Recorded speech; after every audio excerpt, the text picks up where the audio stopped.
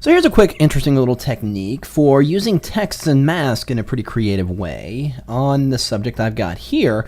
As you can see, it's already extracted from the background. I went ahead and used the new Refine Edge in Photoshop CS5. That is, of course, a whole other tutorial, and you can certainly find more information on that. But you can see it got me a nice extraction of the subject and everything.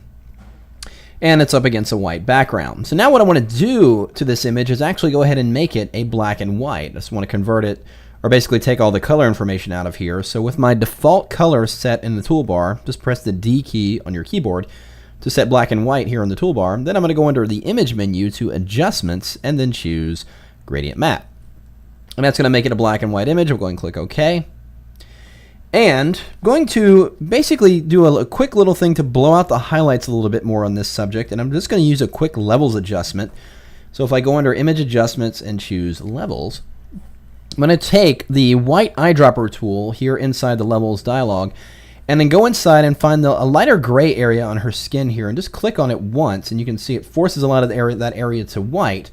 And if you add other areas to it, you get a little bit whiter there. I'm going to actually take the slider and push it even more to boost that contrast up, because I'm really going for that really kind of blown out highlight look there. There, I think that looks pretty good. You want to be careful not to darken out the eyes too much, because if you go too dark, it's just going to look like that, and that's just kind of scary.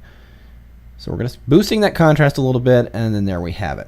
Now, I'm going to scale this image and kind of place her a little bit differently in the overall composition here, and then I am scaling it up ever so slightly. You can get away with that to a degree. You also want to be you do want to be careful about scaling an image up too much, because you'll start to get some resampling going on, and then start to lose quality in the image there. So be very careful with that.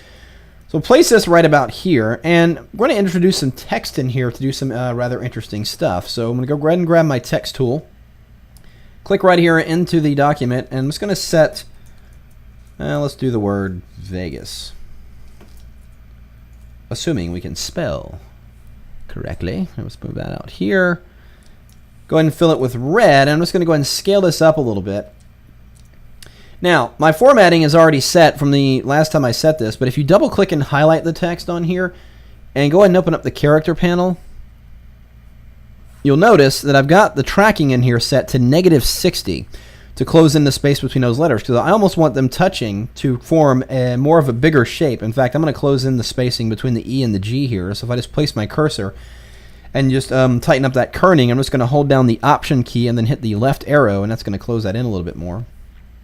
Because we're going to use this lettering to encompass the image of this girl here. So I'm actually going to put it in free transform by pressing Command or Control T. Then I'm just going to simply rotate it around and putting it at roughly the same angle that the girl is standing.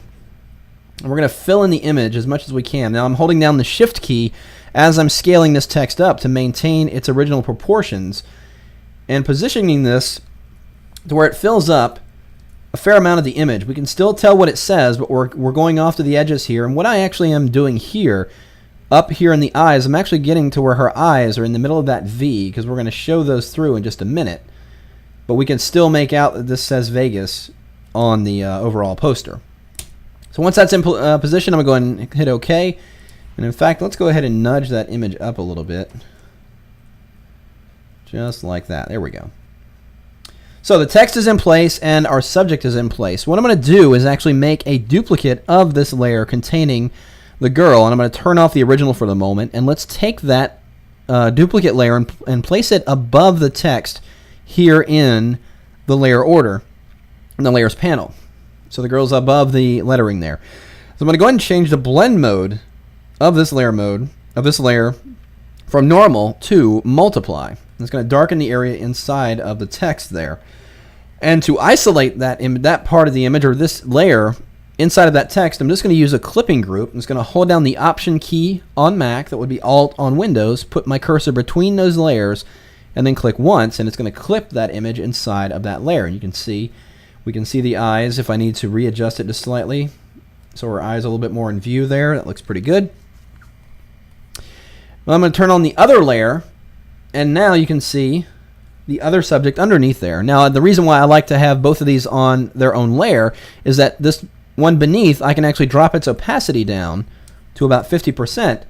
And it's more of a ghosting or screen back version of the subject in the background, and yet she's maintaining high contrast here inside the lettering. That's because of this version up here.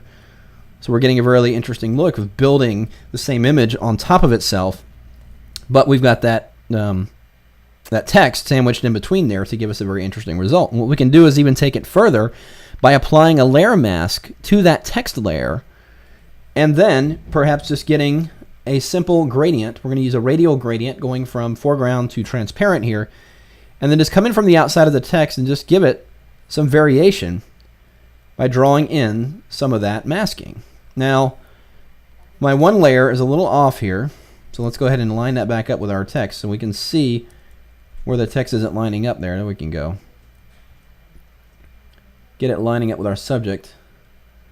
It's probably a good idea when you move one layer to move them both. In fact, a cool way to do that, I'll show you real quick. So it's lined up pretty good now, but if you wanted to move these two layers, even though there's a layer in between them, this text layer, select one layer and then just Command or Control click on the other layer, and that'll select two layers that are not next to each other. Ordinarily, you'd hold down the Shift key, but in this case, you just hold down the Command or Control key, click another layer and select it, and you can move those two layers together, even though they're not next to each other. So, just a few tricks to get you thinking about text and images in a different way, and the way you can use layer masking and clipping groups to create a very interesting layout just using a couple of different images. Very cool.